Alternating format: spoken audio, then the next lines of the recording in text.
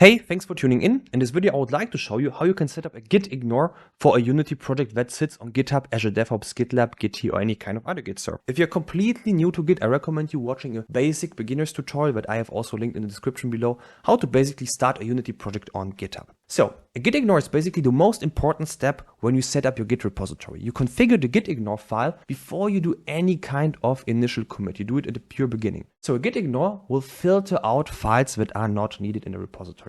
So right now I have more than 13,000 changed files, and here at the beginning it makes a lot of sense. I have all the models here. If I scroll down, I have certain packs. If I go down, I see certain hashed files that are generated, that are parts of the library folder. And these files are the files I don't want to submit to the Git repository because Unity can generate them. And I always would like to keep the repository light, which means that I only submit the files in the repository that I actively modified. These are all the files Unity will generate each time I open up the Unity project. So now we need to add a gitignore. And right now I'm using Anchorpoint, but this works with any kind of other Git client. First of all, you need to go to the root folder of your project. So here I'm doing right click and click Show in Explorer, and that will bring me here to the root folder of your project. And then I would like to use a ready-made gitignore and just to modify that. So in the description below, I have linked you a gitignore file that you can download and simply paste to your Unity project. So we will basically paste it in. We have pasted it already in. And now if I go back to Anchorpoint, I can refresh this page here.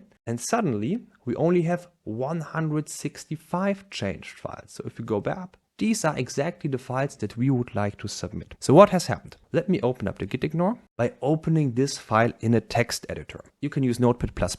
I'm using Visual Studio Code. It's totally up to you. So here are a set of rules that Git will use to exclude files and folders from being versioned. And you see that these rules are maybe a bit complex, but it's not that really complex. So these, let's say, brackets and stars are used for compatibility reasons, that this gitignore also works with different Git configs or other Git versions. But it's simply like that. So in this case, we want to exclude the whole library folder. This notation works. What I can also do, if I comment that out and I type it this way, this notation also works. So this means that this will basically exclude all the library folders. We can check this in Anchorpoint. If we just refresh the page, basically nothing should happen.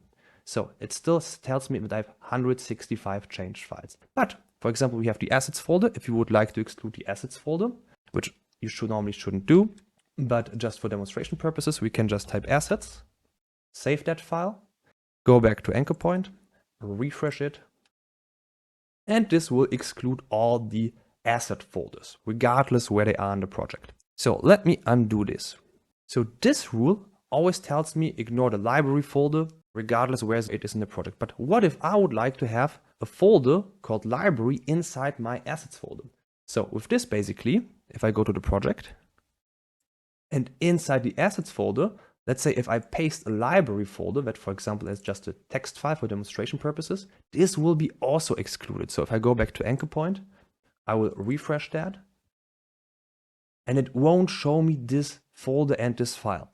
We can be more specific with the rule. So let's go back to VS Code and just add a / at the beginning. And this will tell Git to only look in the root folder of your project and ignore the library folder there, basically. So we save that file. Let's go back to Anchorpoint, refresh it. And now we see that the library folder inside the assets folder is versioned. So this folder is basically not ignored. What we can also do, some further rules. For example, if you want to exclude certain files, let's say you want to exclude always a file called character.png, that will exclude your file character.png. This with a star, for example, will exclude all PNG files. And there are a lot of other, let's say, rules and exceptions to fine-tune basically what you want to do. I usually recommend to take a look at the article, which we also linked in the description, because it lists some of the rules that you can use to customize this gitignore for your project. All right, so two final things, I would say.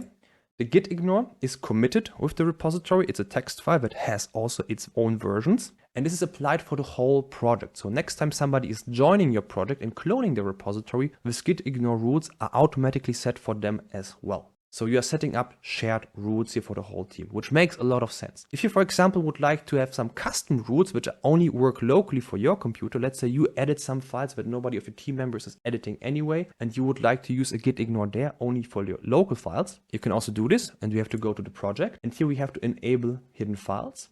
Let me show the hidden files. and we have to go to the .git folder. Usually, editing anything in a Git folder, you need to know what you're doing. So be very careful when you do this. So go to the Git folder and go to info. And then you have a file called exclude. And this is a file that you can also open up in VS Code or any other text editor. And here you can use the same rules like in the gitignore file that we have edited before. But these things here, these rules are not shared with your team. They are only on your local computer. There are some cases where you could apply that, but most cases you just would like to edit the main gitignore, and that's basically it.